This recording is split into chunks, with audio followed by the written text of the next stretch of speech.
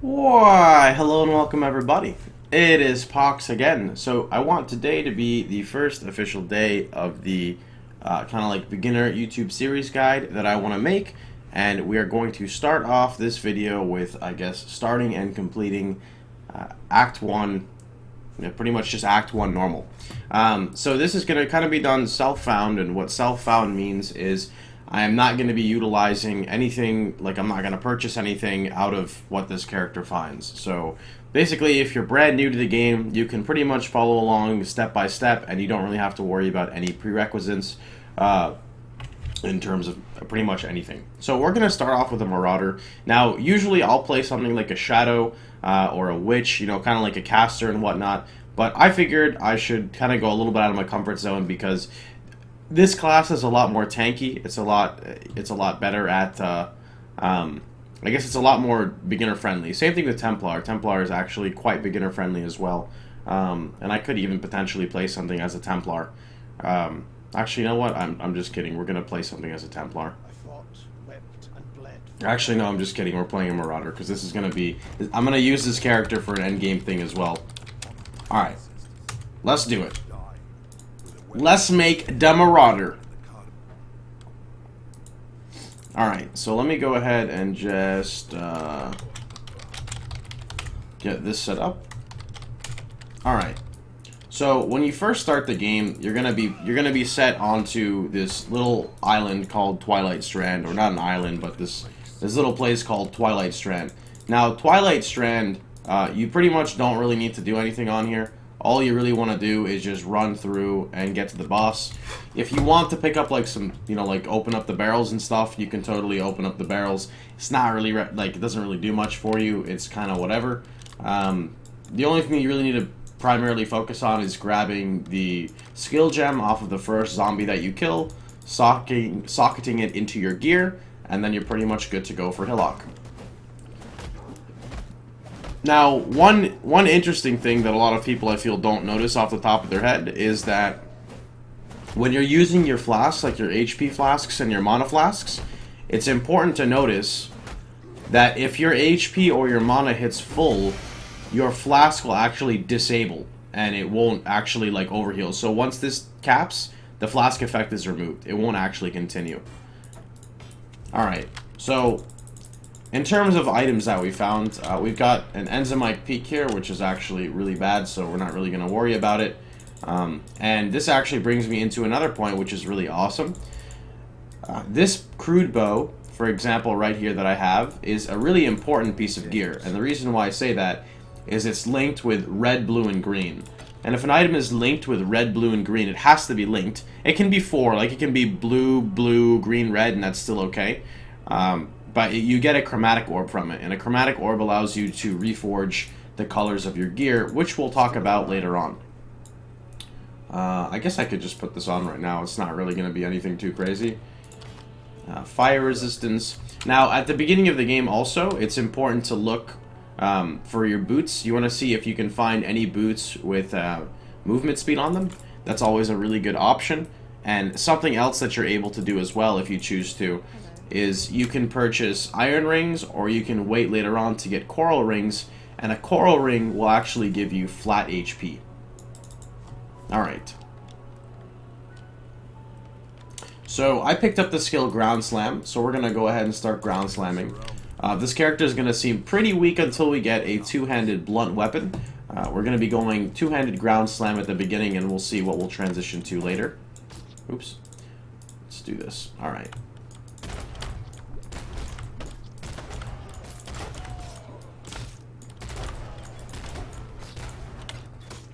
Now, what I like to do when I'm playing through the game, and you don't have to do this, obviously, is I try to never fight a monster by itself. I try to make, proper use of AoE skills and always try to group monsters up. You just generally get a lot more experience, and it's not really too difficult. One of the biggest things about this game is moving. You never really want to be just standing still. Standing still is not really very good. It doesn't matter if you're playing a tank or, a spellcaster. You don't need to take excess damage at the beginning of the game. It's not necessary. Now, one of the first named unique mobs you're going to find is called Fire Fury. Fire Fury doesn't really do anything. She's not like, I guess you could call her like a mini boss, but she's just like a unique named mob. And it's okay to kill them. You know, they have increased drop rates of items if they're a unique tag on them. So it's alright. You know, obviously if you're racing or anything, you wouldn't be doing this, but if you're racing, you wouldn't really be watching this video now, would you? Alright, and we did not really find anything too important. Now, in terms of itemization and what I'm picking up and whatnot, I'm looking for a two-handed blunt weapon. That's why I haven't really picked anything up. So this stone axe wouldn't work for ground slam because it's an axe, unfortunately. So I'm pretty much just passing up anything I find unless it's something that I'm specifically looking for. Whites are almost never worth picking up at the beginning of the game, with the exception of some accessories later on, and, you know, we'll talk about this as we get into it. Alright, so the first waypoint you find is going to be at Coast, which is actually near the next area, Mudflats, and you're going to get your first side mission called Tidal Island. Now, Tidal Island is a quest I would recommend pretty much every first character to do, and the reason for it is it's going to give you a quest reward, which gives you a movement speed flask. And you'll see that in a bit.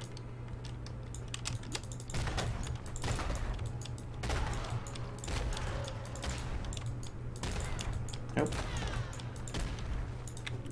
Man, this accuracy is like poop.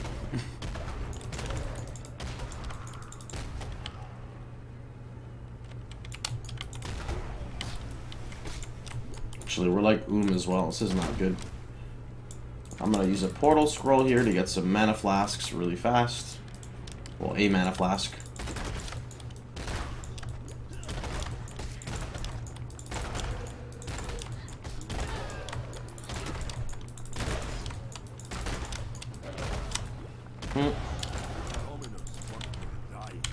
Alright, I'm also going to spec into this melee physical damage.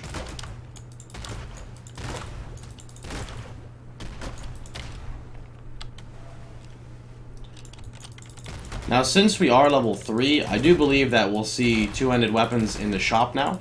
So I'm going to start saving up to purchase one of those. And here is another unique name guy who is a bit more difficult than Fire Fury. What I'd recommend is try to get in his face. Don't try to run away from him unless you're going to die. Because if you run with his spell is called Glacial Cascade, it can actually hit you multiple times. Obviously, I just don't want to tank all these monsters. I know that's kind of contradicting to what I said before, is you never really want to stand still, but I guess some mechanics do promote you standing still when I think about it. And that's his skill, Glacial Cascade, right there. Alright, down he goes. So we have a medium life flask here, which is pretty good. A rusted spike, which is not really good for us, but we can sell it. And a medicine chest. Now, what I personally recommend, and you don't really have to do this, is you can actually hit escape, log into your character, and rejoin. And by doing that, you're back in town, so you can get your flask that we were talking about before, which we'll go ahead and pick up. This is our Quicksilver, which is going to be the movement speed flask. Gives you 40% increased movement speed for 4 seconds, consumes 20 of 50 charges, and those charges are gained by killing monsters. So we actually have weapons here, which is perfect because I have enough to afford them. So we've got a Driftwood Maul, which is 9 to 13, and our weapon is 5 to 7. That's a pretty decent upgrade, so we're going to pick up this Driftwood Maul. Alright, and I'm going to just replace it with this. Very good. Can I help? And let me just identify this one and vendor all this. Now, we already got the waypoint from Coast, so this works out very well, and we can just go ahead. Actually, let me not do that. We can just run right through here. There we go. This is much better AoE.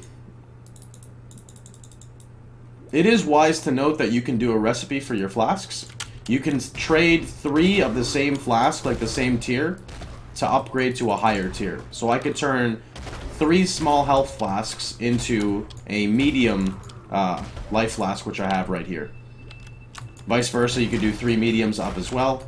And there's a couple other cool recipes you can do with those.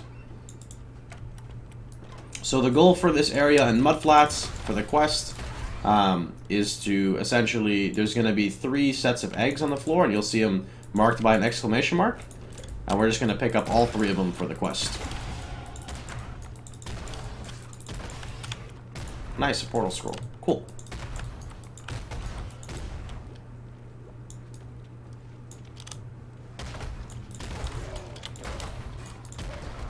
Now, when you're playing life-based characters, life being the type of character that I am right now, it's very important for you to spec into, essentially life nodes. If you don't have life nodes, you're not going to have much life. And there are pieces of gear that will help you along the way with that. So, for example, one type of belt that gives you 40 base life, which is, quite significant, especially in the early game, is called a leather belt. And there are rings early game called coral rings, which give you up to 30 maximum life. So at my current level at 4, if I use 2 coral rings plus a leather belt, I would have an additional 100 HP on what I have right now, if they were perfectly rolled.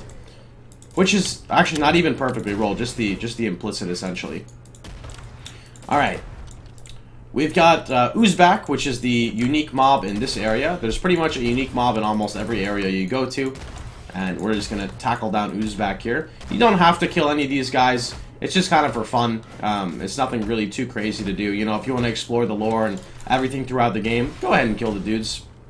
We've got blue chain boots. I would identify them for a chance at movement speed, but I don't have any more scrolls. So we're going to have to wait on that. Okay.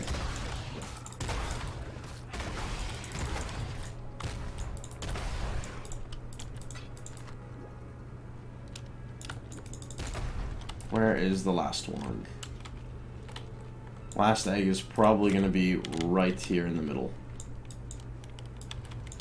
There it is. Nice.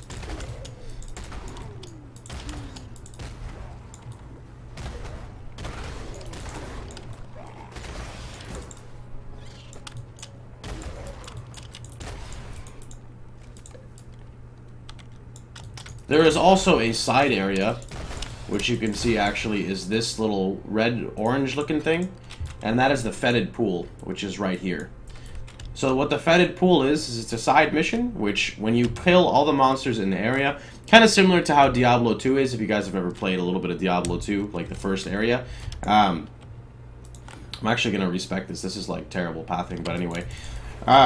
If you go inside fetid pool and clear it, you'll get 2 respec points on your passive tree, which allows you to essentially, backtrack. So I could remove 1 and 2 and go 1 and 2 as an example.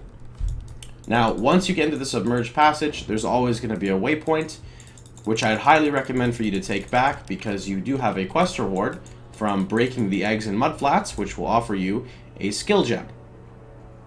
So what I'm going to go ahead and pick up is maybe Decoy Totem. Decoy Totem and Ancestral Protector are both pretty good, to be honest.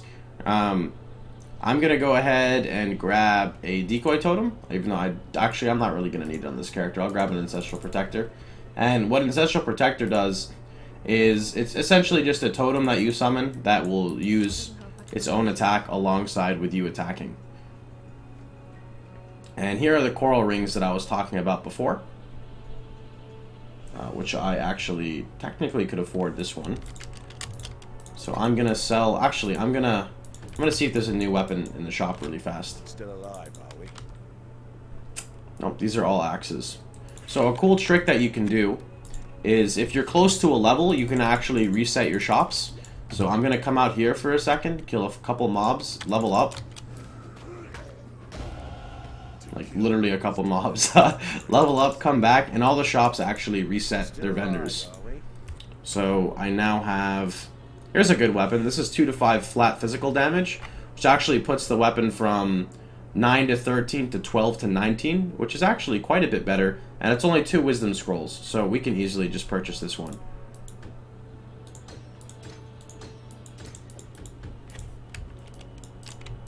And I'm going to sell a transmutation orb, which will give us 4 wisdoms. And what a transmutation allows you to do is I'll show you right now. Okay, so here's coral rings. I'm going to take an iron ring base. So the iron ring costs 3 wisdom scrolls, so rip my 3 wisdom scrolls. By using an Orb of Transmutation, it'll actually upgrade the property and make it a blue, and add either a prefix, a suffix, or a prefix and a suffix. Let me see if they have leather belts in here. Hello. They don't have any leather belts, but they have rustic belts, which are still good. So I'm actually going to sell an armor scrap for 2 wisdom scrolls and purchase a rustic sash just to get the increased physical damage for our skill. And let's check these boots out. Nothing good on them. Still alive, are we? Alright, so let's get back to where we were.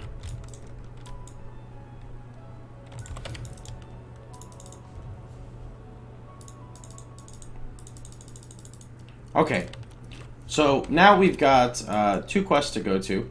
Well, actually, this is the side quest, Dirty Job, which I talked about before, so we don't actually have to do that. So what we're going to go do now is we're going to look for a guy called Dweller. And Dweller is the next side mission that we can do. Now, before you go to Dweller, there's a couple ways of doing this. I'm going to be skipping... I guess I could actually... No, I'm going to skip the Masters for now, because I don't really need them for anything. But just to explain a little bit of what Haku does, is he'll take you on a mission, and he'll tell you to run through an area. You run through the area, come back, survive, and you get reputation with Haku. But Mastercrafting, I think I'll save for a completely different video. Alright, so there's Dweller and there's Ledge. Those are the 2 zones you could go to connected from here. You've got Dweller and Ledge. Ledge is always going to be up the ramp. Dweller is always going to be before the ramp. So we're going to go look for Dweller. But alternatively, you could go to Ledge, get the waypoint for Ledge, and then come back and do Dweller. Kind of like how we did it with Coast. We went to the coast here, and then we got the waypoint, and we went down to Tidal Island, and then logged out and came back. So you could do something just like that, and that's totally acceptable.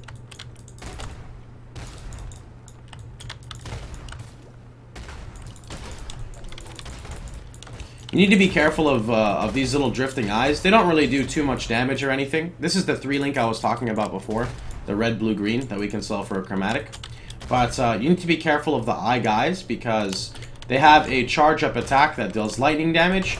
And we don't really have any resistance early on into the game at all.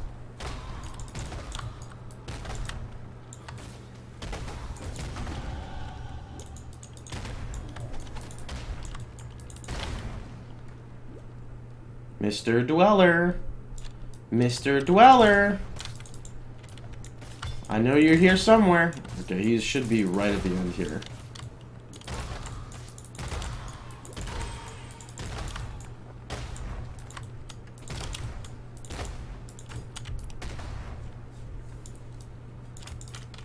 And he's right over here.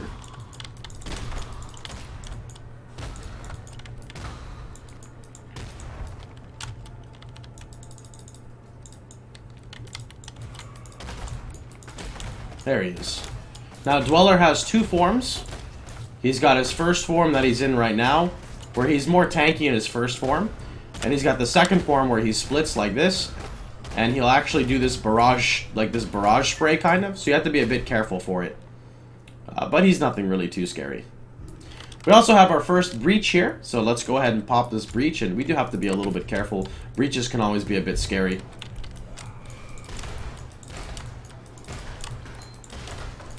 And we got a superior gem. Nice.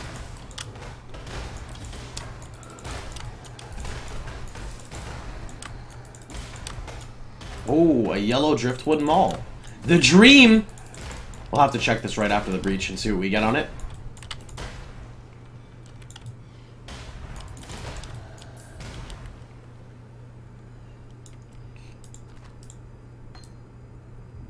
Okay. So what I'm going to go ahead and do is identify this. JK, I don't have an identification scroll. I'm going to log out again, and you don't have to do this again. You could always just take a portal back. And Dweller is going to give us a free skill point as our quest reward. Now, an Orb of Storms is a very low level skill, so you don't really have to worry about the skill itself. But I'm going to make a tab called Pohx Self-Found YouTube, and this is the only tab I'll be using on this character. Now, the reason why I decided to keep this gem and pretty much nothing else that I've accumulated is this gem is qualityed, and if you get 40% worth of quality gems. So say I found 9, 18, 27, 36, 45. Say I found 5 Orb of Storms with 9% quality. You could sell it and you could get a Gem Cutter's Prism back, which is a recipe item, which increases the quality of your gems, which you don't really have to know too much about right now. But it's just something to keep in mind, that you should keep your quality gems. So this weapon is actually a tad bit better than my current one. Like, just barely, but it is better. Hello. So we're going to go to the Submerged Passage, and this time we're going to actually go up the ramp instead. And that will take us to Ledge, which is actually one of my favorite zones in the entire game.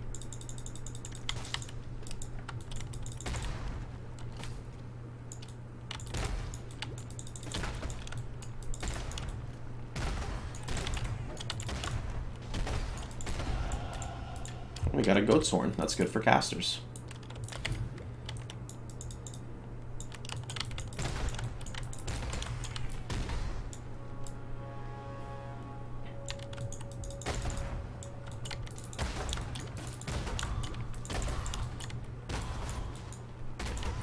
I want to see if I can craft myself a weapon here.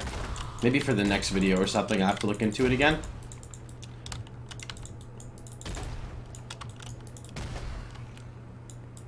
Now the game does feel a bit slow paced without like proper movement speed boots, and the purpose of this video again was to showcase from the beginning, not necessarily leveling uniques. I will create a video later going over like leveling uniques, but it probably won't be for a little bit, because I feel as a newer player into the game, there's nothing wrong with experiencing the game like this.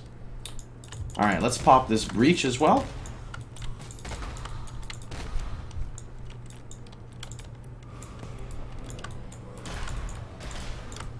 This is a fire breach.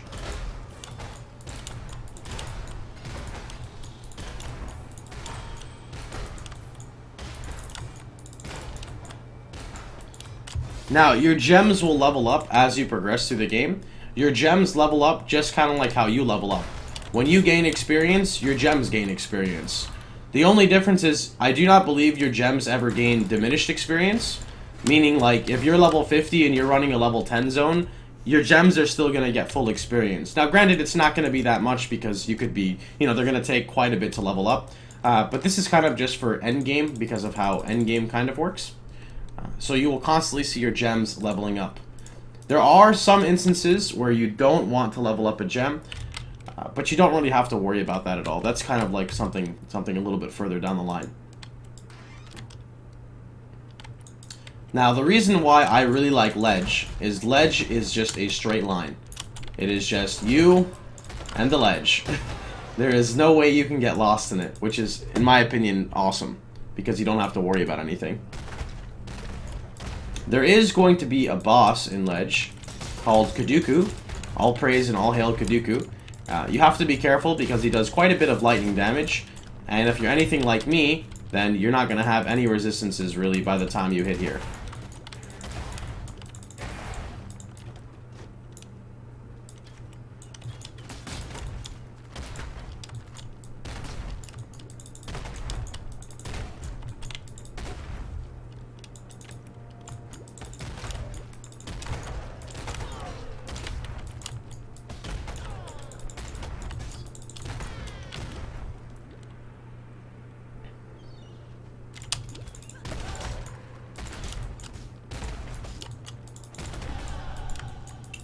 Nice.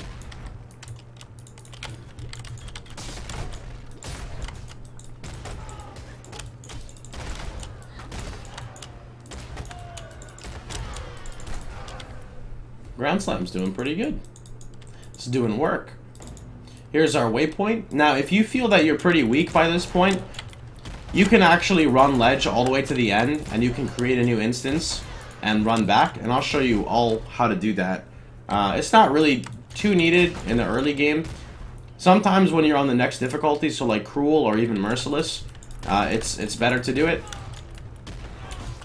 But there's nothing wrong if you want to try to get some extra gear to just, you know, spend like an extra 5-10 minutes farming the zone.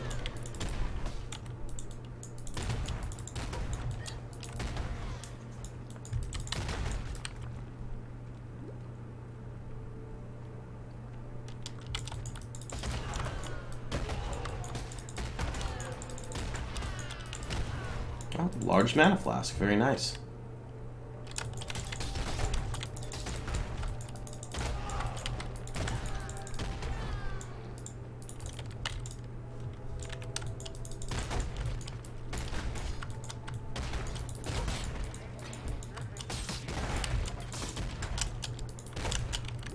Alright, this is where Kaduku is going to be.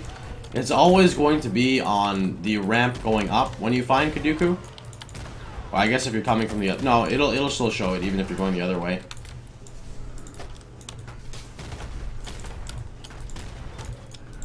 Cool. And here's our wisdom scroll.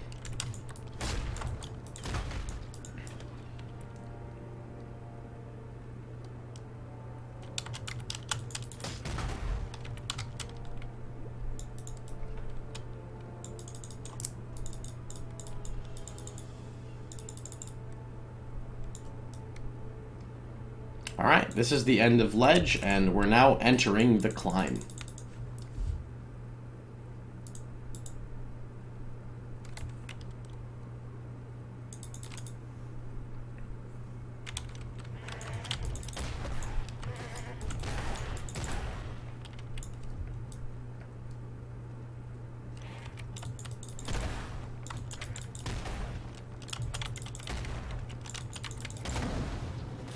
These dogs do an AoE fire explosion when they die. I'd recommend not standing in them. It's nothing really too scary, but just something to take note of. Also, these goats here, the Goatman Shamans, they put a buff on themselves called Molten Shell, which you can see this little aura, the little buff. If you deal physical damage to them, their Molten Shell can break, dealing quite a bit of damage to you. So you might have to be careful there if you're playing like a melee character. Actually, where's the waypoint? Did I miss it? I think I may have missed the waypoint.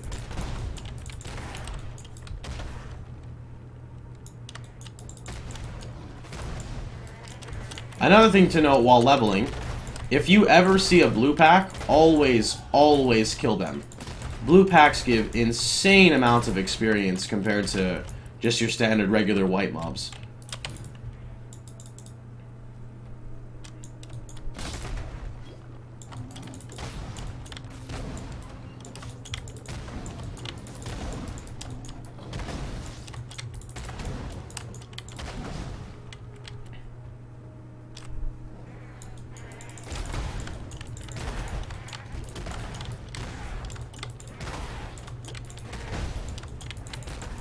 Another medium life flask. Nice.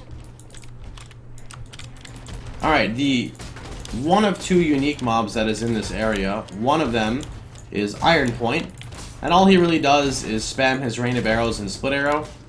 So you could usually just stand next to him, or you can try to strafe him if you want. He's nothing really too scary. The next guy that pops up is a little more dangerous sometimes. Another blue pack. Nice.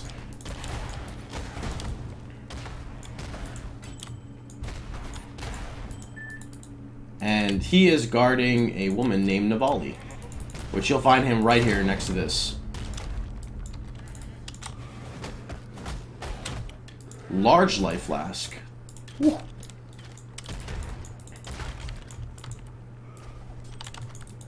Some more iron rings.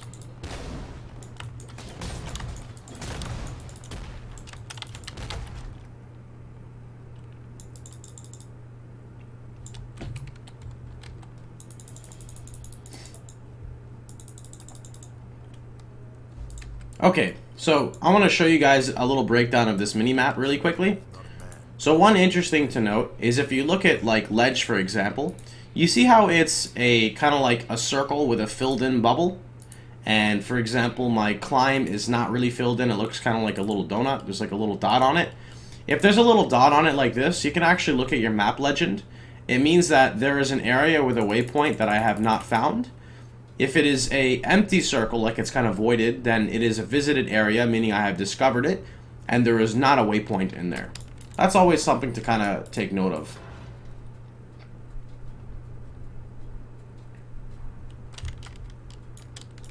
Alright, let us go to town really fast.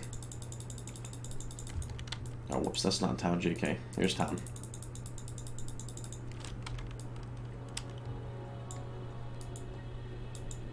Cool. So we're going to take Added Fire as our support gem.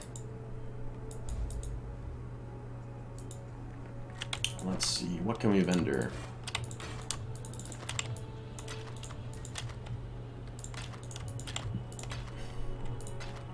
I don't really need any of this stuff.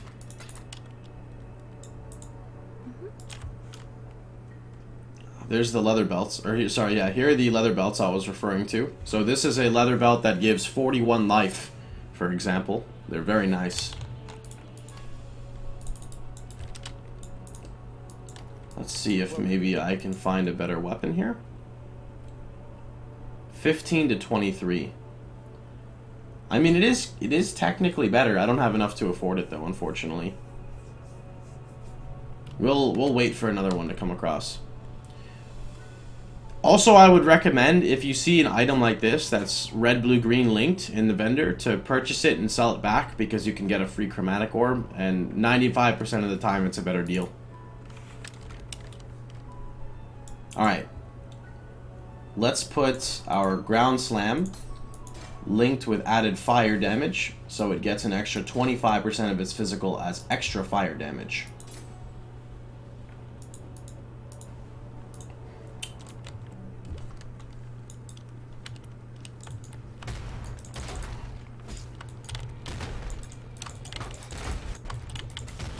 Alright, inside the lower prison, there's going to be one unique monster named Chatters, which you can see him right here. You have to be a little careful going melee, because he does have the potential of freezing you. You can see he has an aura around him that kind of adds cold damage to his nearby allies. And he uses an attack called Glacial Hammer, which you can see is right there. That's his Glacial Hammer. And Glacial Hammer has a built-in freeze chance.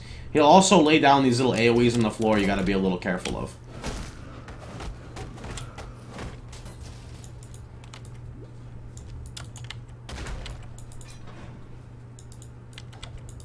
Oh, J-Diamond, that's free dexterity. Cool. Now, one thing to note, when you're leveling through the lower prison, the necromancers will revive the monsters, like the zombies and the skeletons, if you don't essentially kill the necromancers.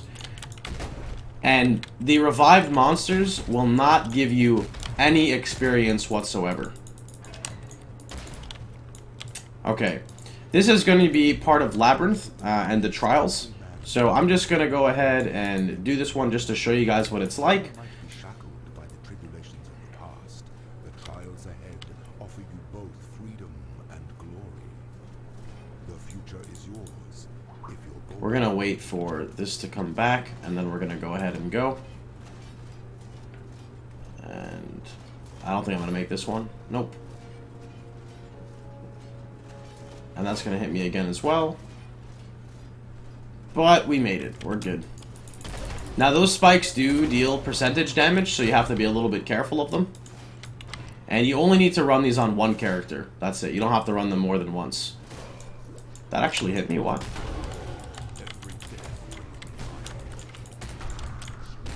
Alright, and that would be Trial 1 for the prison.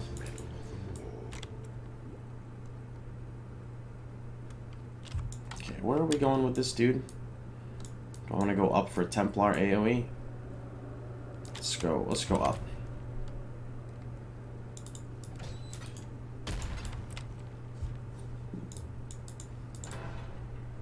Okay. We're now on our way to the upper prison, and we're nearing I guess your first actual boss that you're gonna fight, which is Brutus. Ooh, this is a juicy blue pack.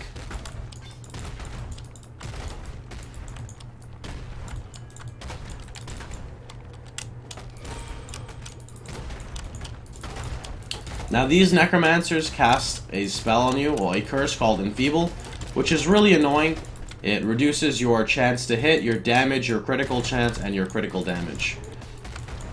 A very, very unfriendly curse. And this is actually a double blue pack. You can see because there's two different base types in here. And we have the unique mob in this area called Sawbones. And all he really does is just spam revive units. He might give them an attack speed buff as well, with what he put down over there. Nothing really too crazy.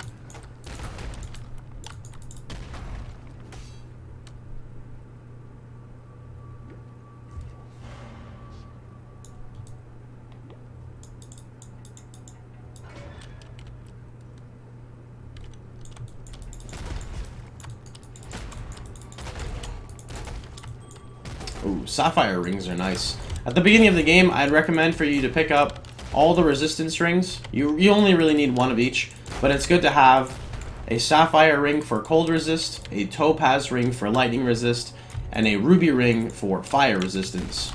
And the reason why it's important is it allows you on a boss fight to kind of put them on temporarily to fight them and remove them when you don't really need them. Until, of course, you can get resistance cap via other ways.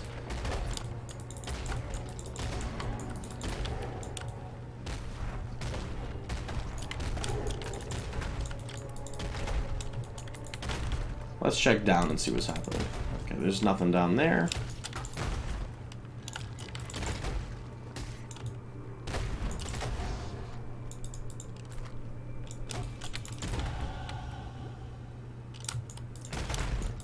Nice, another sapphire ring.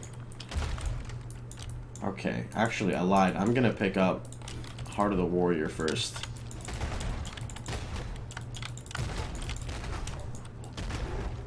And the boss is actually going to be down here. You can see his area over there.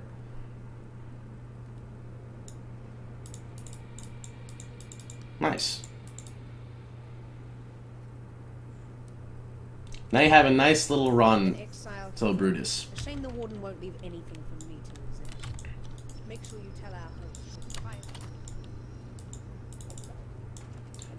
Pieces to sell. I won't really need these iron rings anymore.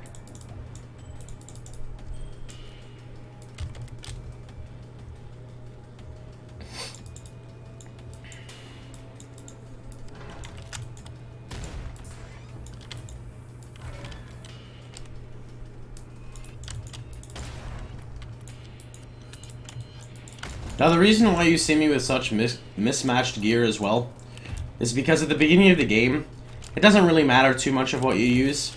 That kind of picks in later when you're actually scaling percentage values. So like flat evasion, flat armor, it's kind of whatever. It doesn't make too much of a difference early game. So I'm going to explain a couple of the mechanics of Brutus. It's not really too difficult of a fight. He does do quite a bit of damage though, especially if you don't have much HP. So his first thing is he's going to auto attack you and punch you in the face.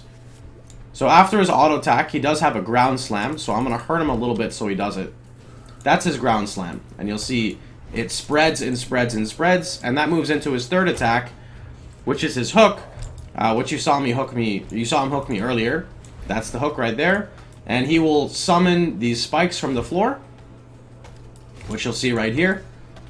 And when he gets lower, he'll spawn skeletons, and the cages can actually stun you and hurt you by quite a bit that fall down. The skeletons are kind of good though, because what they allow you to do is generate flash charges, so you can get like your HP flask and your mana flask back up.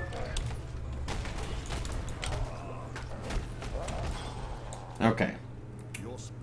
So let's take the large flask, and let's take this chest plate. Now the reason why I wanted the chest plate, let's give it an augmentation, very nice, life and cold resist, is because we can swap it with our current one, and we can use add fire, ground slam with ancestral protector, and now we have another chrome to sell. Very good. That's garbage. Chain belt is for casters. We don't really need that. We could take the better mana potion though, and we could take these boots to see if they have movement speed. No movement speed.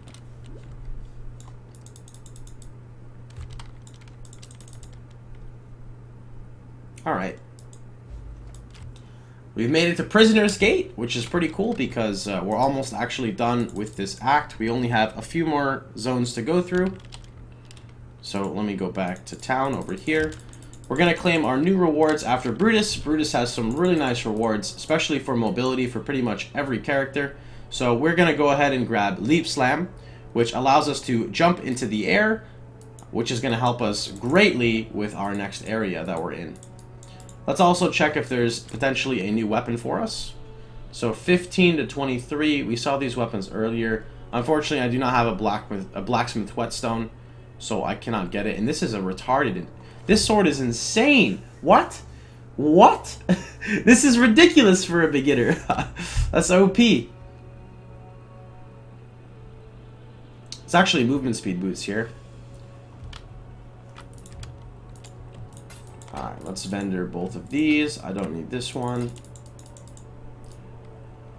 And one cool thing to note is you can always talk to Nessa, and you can hit tab 2, and she'll show you a bunch of different skill gems that you can get, and every class has varying skill gems along with them. And I'm actually going to grab a decoy totem to level up for later on.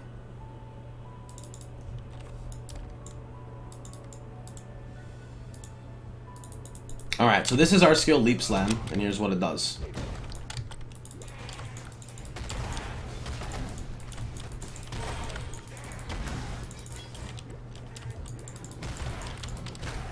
I did have another large life flask, so let's do that.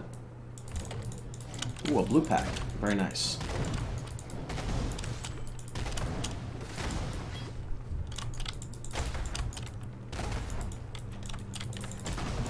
One thing I do want to note with Brutus as well is Brutus does not actually deal any elemental damage. Brutus is pretty much all physical, so you just really have to worry about getting life, and if you want to feel more comfortable, you could get a little bit of armor or a little bit of evasion. It doesn't make too much of a difference on him. Okay, we don't need any more sapphire rings, but this is a 29% base resist one, and this is a 20, so we'll trade those. You want to make sure you're going through the corridors here, or I guess like the little narrow pathways, because they will take you to the right area. And there is a unique goat that you can find here. Actually, there's two unique guys that you can find in this area. One of them is a goat, and the other one is a gigantic doge, or a dog.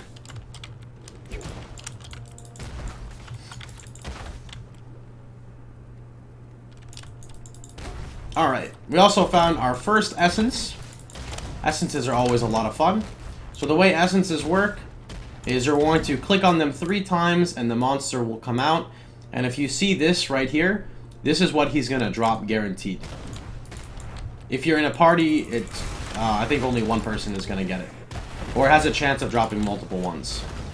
So the Essence of Contempt, you can see for two-handed weapons, this is what we care about.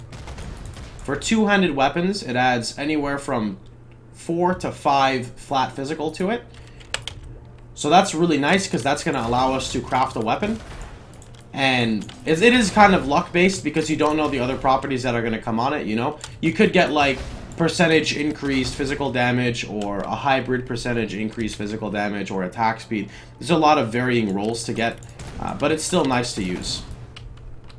Vice versa, you can see it can be used on, for example, like gloves or other armor and etc. There's a bunch of different things you could use them for. And there's a bunch of different types of essences as well. There's defensive essences, there's offensive essences, and there's multiple tiers of essences as well, so this would be the lowest tier of essence.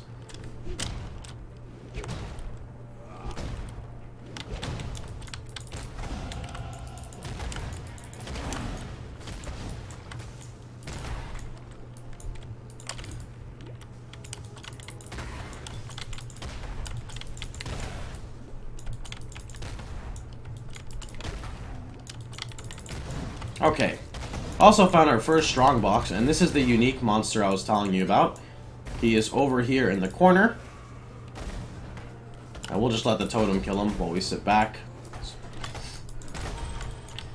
And what he does is he will cast Storm Calls on the floor, and I believe he'll cast Fireball or Fireball Totem as well. Alright, so what a strong box does is it's going to spawn 3 sets of monsters, well, 3 groups of monsters. So you want to make sure you have a mobility skill to get out. Something like this. And once you kill all the monsters are kind of identified by the ring around it. Once you kill all the monsters, the strong box will open with the contained loot. And here is actually the next unique mob in here, which is the Burning Menace. So we're just going to move out of the way here really fast. And the Burning Menace just runs at you, applies an ignite when he hits you, and will make a huge explosion on the floor with fire damage. And there was nothing too important out of this box. We did find some rare gloves, so let's hope for like flat physical or something. But we did get life resist, so that's always very good. Life and resistances are your primary like focus of this game in the early stages. You need life to make sure you stay alive, and you need resistance to mitigate the elemental damage that you take.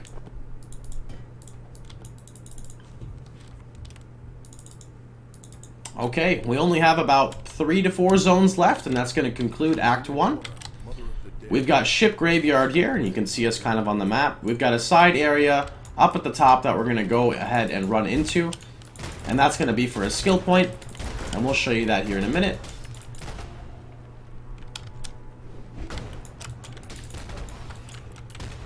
Now, typically, I think you're supposed to follow the water. This layout has changed so many times since it's come out, so I don't really remember the exact way you're supposed to go. We're just going to kind of YOLO it and see what happens.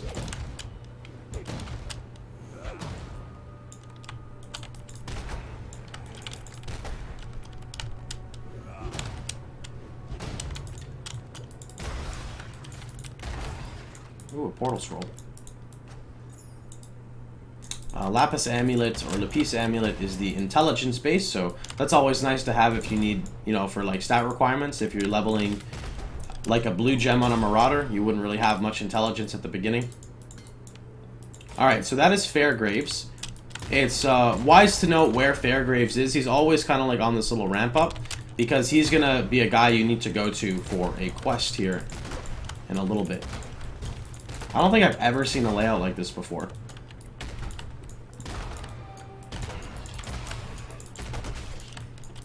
Okay, well this is a dead end, right? Yeah, this is a dead end.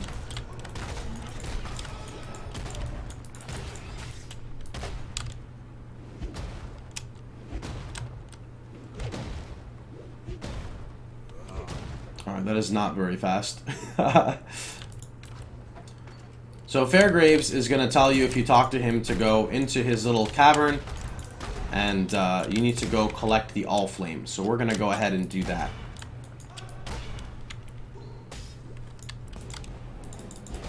But first, let's do a breach. Breaches are pretty dangerous, especially when you don't have much resistances early game, but they give such incredible experience.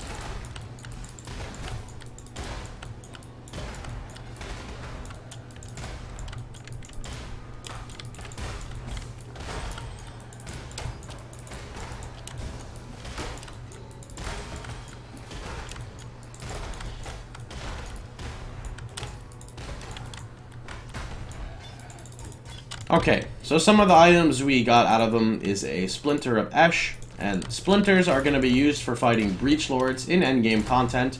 It takes 100 splinters to create the item, so you can kind of just collect those, and they stack up to 100 anyway, so it's okay. I'm also going to take Lightning Warp for some future occasion stuff. I'm not going to be using it anytime soon. It just might come in handy because it's one of the longest, like, farthest ranged mobility skills in the game, you could say.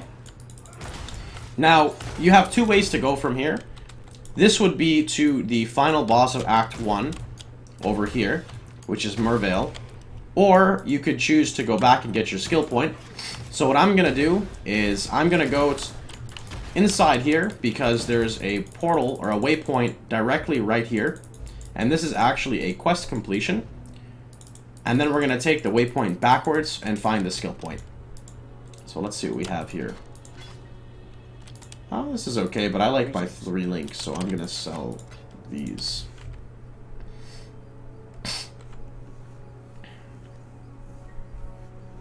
Now, I would want to craft a weapon, but we're gonna wait for better weapons to pop up here, because these are for level 8, so we could like look around the wiki, for example, and see what the next tier of weapon is. I think it's like 14 or 15. We're gonna wait for that, and we'll use our essence on it.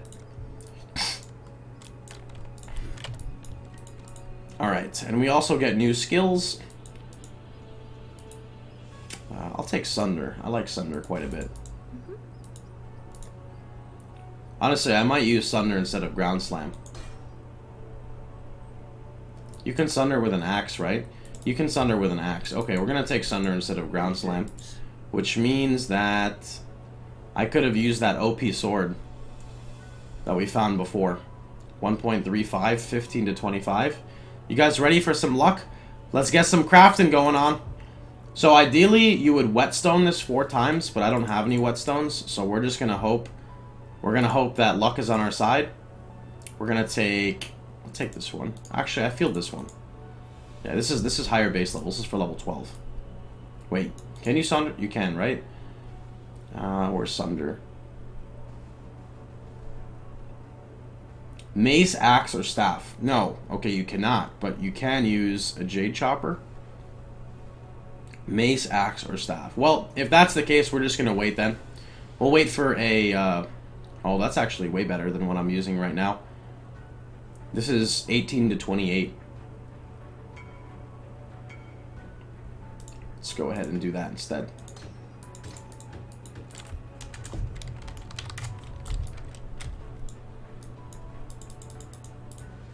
Welcome.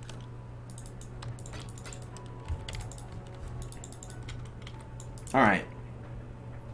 So I'm going to take the Mervale's Caverns. Alternatively, you could take the ship graveyard waypoint to go back as well. And we're going to look, it should be like in this area here, for the next part. For the skill point. And here it is. Ship Graveyard Cave.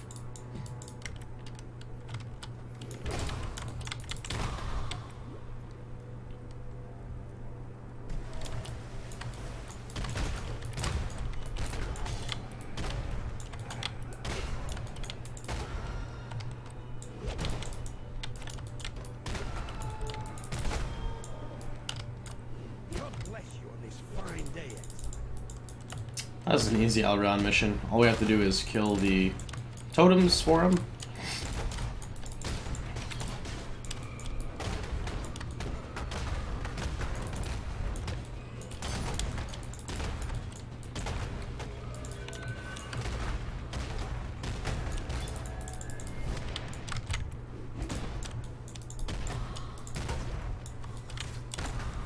Oh, and we have another essence too. Very nice.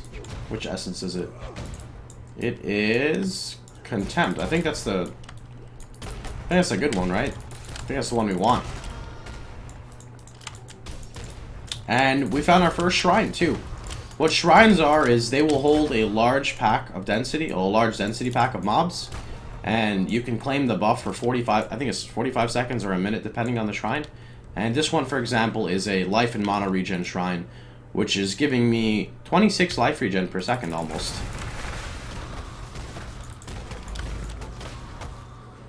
Oh wow, this is actually the higher tier one. We can make a super strong weapon if we find a good base.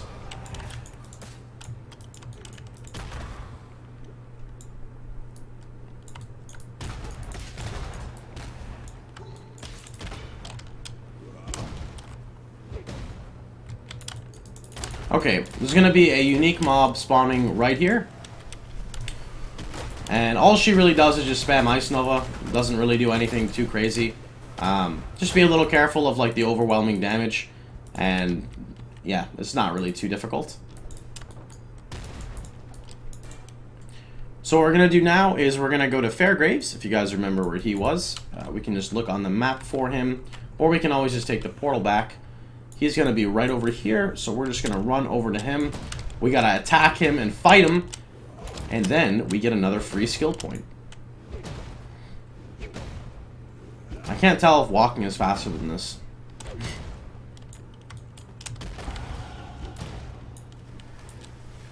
Ooh. That's a little scary, putting an extra physical damage monster next to a mini-boss. Oh, and we found a mallet. Okay, this is really good because this is actually the new base of this weapon. So let's see what we get. And we rolled absolute trash on it, unfortunately. It does not have anything good on it. That's okay, though.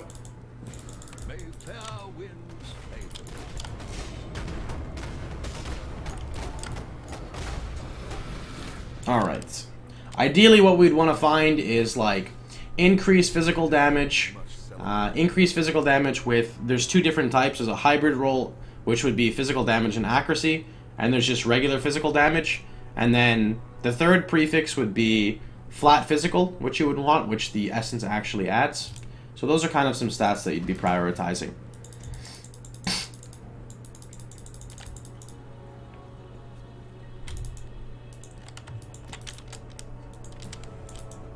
Still alive, are we? Alright, and this is actually the new tier of axe, which is the Wood Splitter. Wood Splitter takes a transmutation orb. I actually don't have a transmutation orb, so rip no Wood Splitter. Greetings.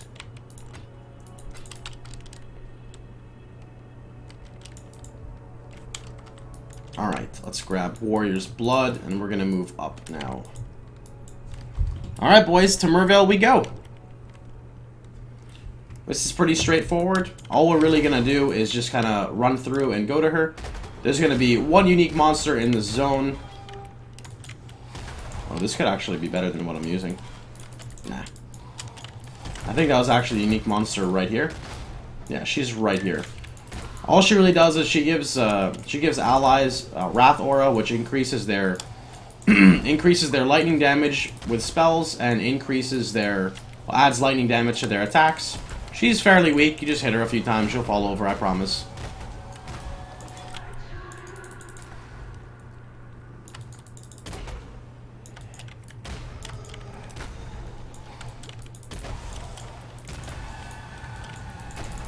Now, these monsters can be very annoying because they use this skill called Screech, which will stack this debuff on you that will slow your movement speed and I believe attack speed as well.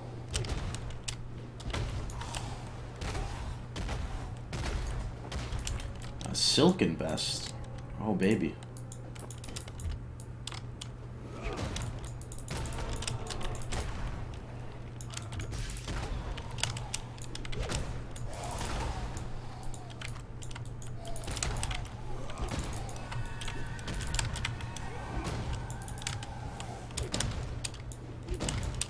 Oh, there's actually a breach here.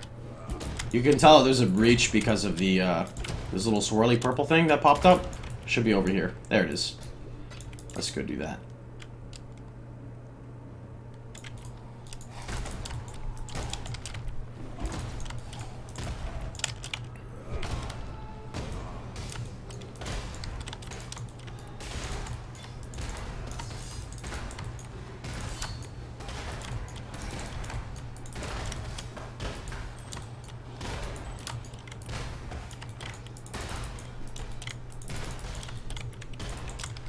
Oh, this isn't the chromatic. Cool.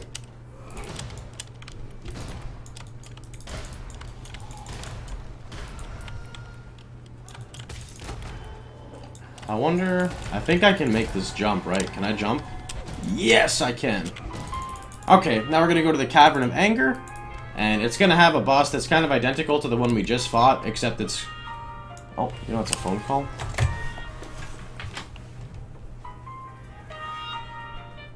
Alright.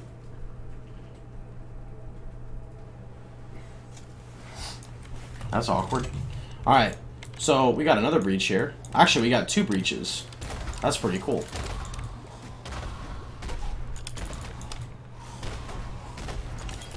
Let's go pop breach number 1.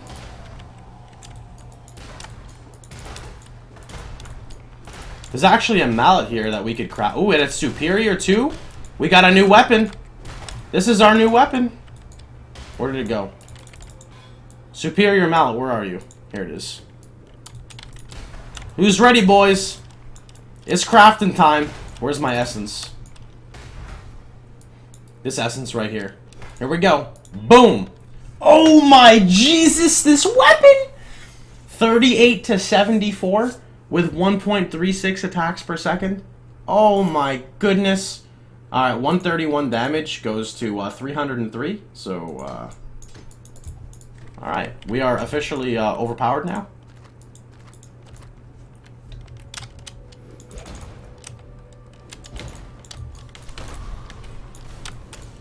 Oh wait, I was supposed to use Sunder, right? That's right. Where's my Sunder at?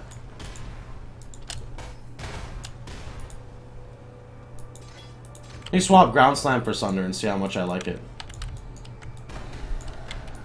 I think it's a bit slower, but it has range on it compared to Ground Slam.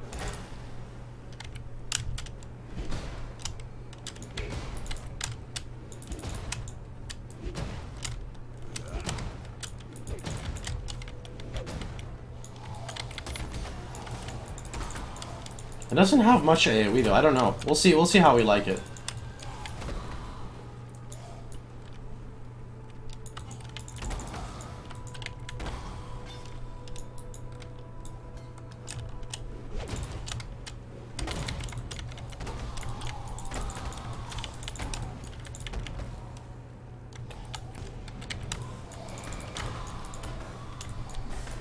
Now, when you're doing these breaches, you'll notice these hands pop out. What these hands are for is if you click them, they kind of work like chests and you can get bonus loot out of them. So I'd recommend going towards them if you can.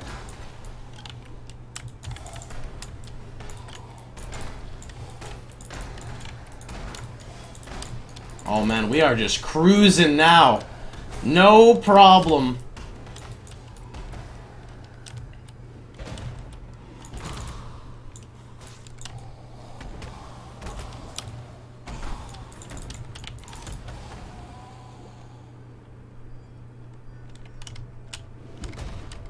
Alright, and we have Merveil. So for Merveil, she deals primarily cold damage. So remember those sapphire rings I was telling you to hold? Now, if you don't have sapphire rings or you didn't find them, you can actually go to the store and, not literally, not like Walmart store, but you can go to the shop and you can buy them. It's the same woman that sells the gems. So Merveil's going to have a couple attacks. So the first attack is she's going to summon these ads. Oh, I do too much damage to her, actually. I don't want to kill her. She'll also do this Ice Storm, which will slow you by quite a bit. And she'll do this like little Swordfish Ice Spear attack. Now, you have to be actually quite careful if you don't have much resistance. And the reason why is if one of these crits, they will all crit. And you can actually get frozen for maybe 2+ seconds.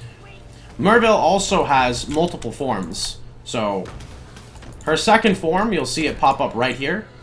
It's kind of like when you're fighting those other monsters, right? She puts down the, like this screech effect, and you really don't want to get hit by the screech because it'll slow you. And this is the screech right here. You can see my movement speed is went to crap from it. She also makes these geysers, and the geysers are really easy to dodge. You just walk out of the way. And when she's low on health like this, she'll spawn 2 ads. Or is she not doing it? Let me auto attack her. Hey, spawn your friends. Make your friends come alive. Make your friends, not these. She's supposed to summon like a lightning version and a fire version. Are you making a liar out of me? Excuse me, Merveil. Summon your friends. Alright, she doesn't want to summon her friends, but there's supposed to be like a lightning copy and a fire copy. They don't really do much damage. You can honestly just skip them and kill her. And that is all of Act 1. So, you guys let me know how you like the series. You guys let me know if there's anything you want to add in. I'll do my best to work in timestamps. You might have to give me a little bit to add them in. But the next video will continue from Act 2, and we'll clear all of Act 2. And it's probably going to be quicker than Act 1 because our character is kind of taken off now. But anyway, I hope you guys enjoyed the video. If you did like, please feel free to like, share, and subscribe. And remember, you can catch me streaming live every day at twitch.tv/Pohx, where you can pretty much ask me, you know, whatever you'd like about anything, really. So I hope you guys enjoyed yourself again. You know, thank you for all the support. And remember, if you have any questions, really, honestly, just ask below in the chat. I'll be more than happy, or in the comments, I'll be more than happy to respond to them. Have a wonderful time, everybody, and I'll see you boys all tomorrow. Take care, everybody.